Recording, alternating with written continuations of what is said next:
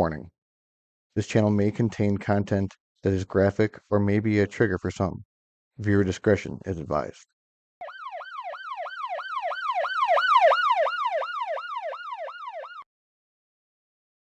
That's me.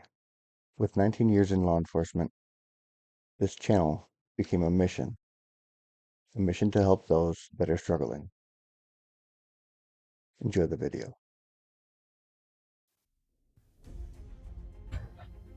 In the United States, there are 1.3 million law enforcement personnel. 35% of those law enforcement personnel suffer from post-traumatic stress disorder, compared to 6.8% of the general population.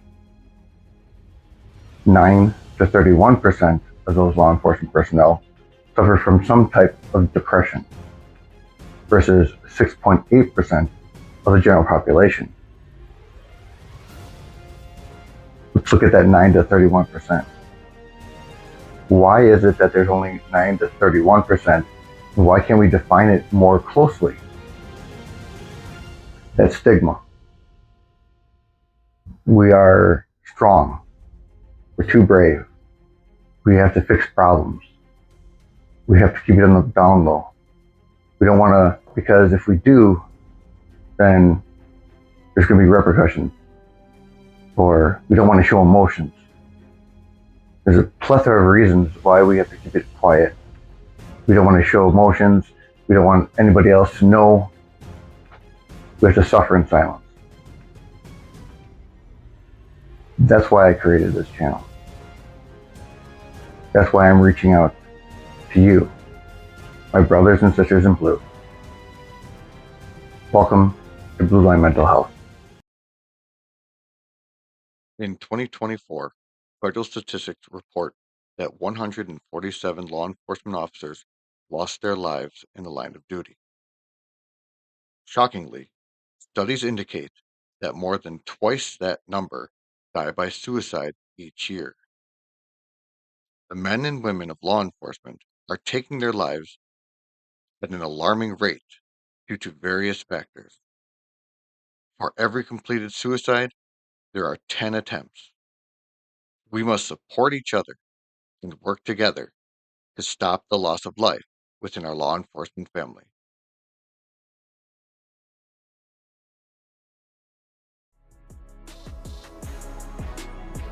Now, we have to go back to the beginning, because many of us have a story. Went for my police science, took the test, waited 3 years to get on, got that letter, number 6 on the waiting list, got the call. Yes. Started the academy, graduated, started out on the job. It was awesome. The academy, graduation, going through all that, did all that. It was life altering. And I can remember vividly the scenes that you first see as a rookie, and some of the gore and stuff that you first see as a rookie. And then you see that first scene that rocks you to your core. And there's stuff that sticks with me to this day that haunts me.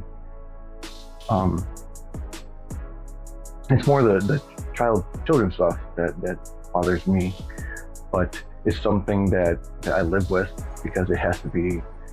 I have to face my fears. I have to face my demons, and PTSD can be a problem, but if you don't face it, it's not going to help itself. So life goes on. I had a really bad shooting scene. It was a quadruple homicide. It was actually 4th of July, 2008. And it was actually a 13-year-old that had gotten struck by a AK-47 round, and it entered the rear of the skull and exited the front of the skull.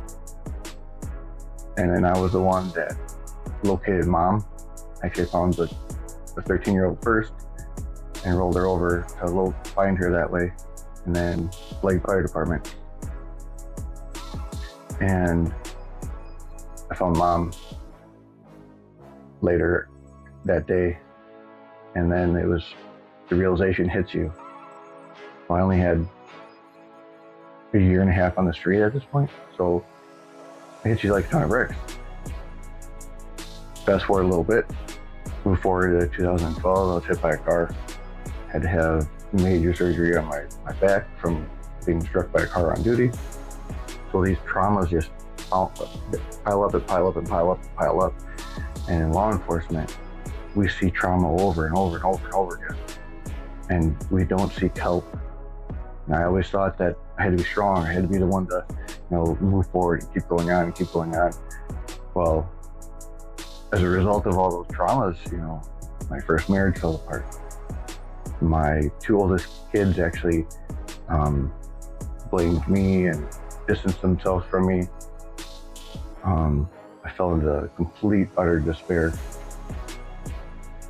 And luckily, I was able to find my current wife, who is now my emotional rock, who is there for me and helps me and has been there when I've been at my lowest and been there when I struggled, especially when we had some really tough scenes. So thank God for her. But after I had my back fixed, it was like I fell into this pit and just couldn't get out. And then I knew that something had to change. So finally, I reached out to some friends and I went to look for a therapist, which there aren't any.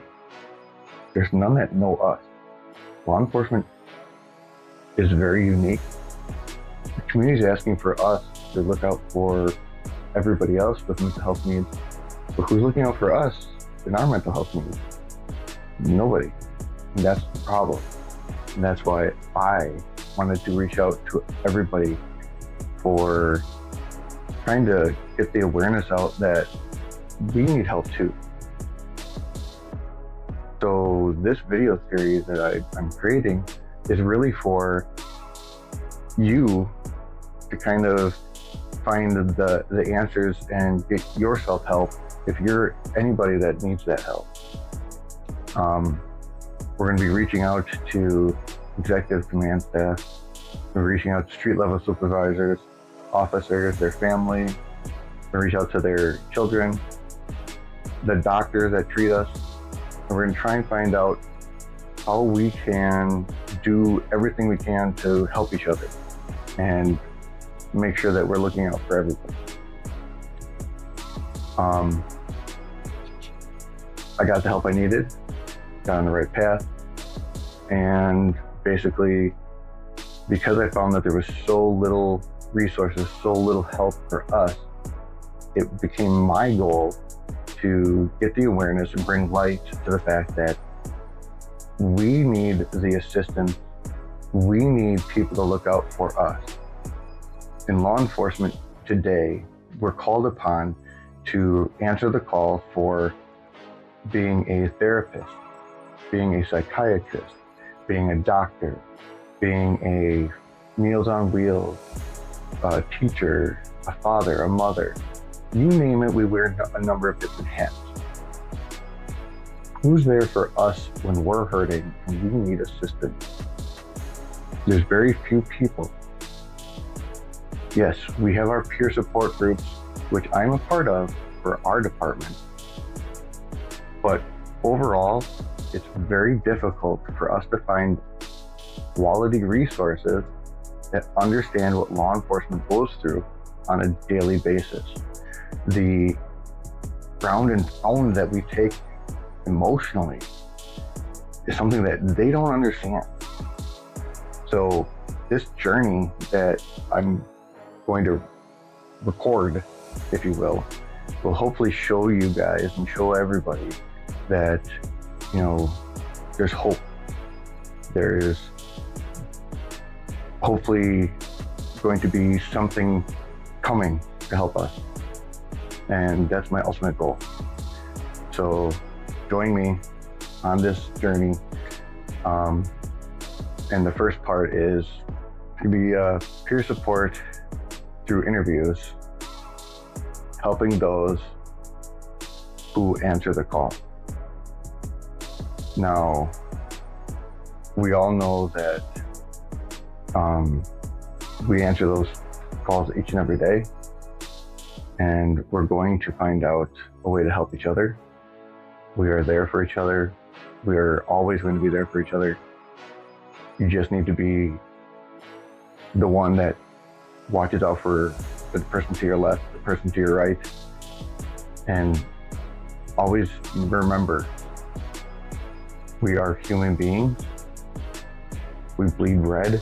Doesn't matter your race, color, creed. It doesn't matter.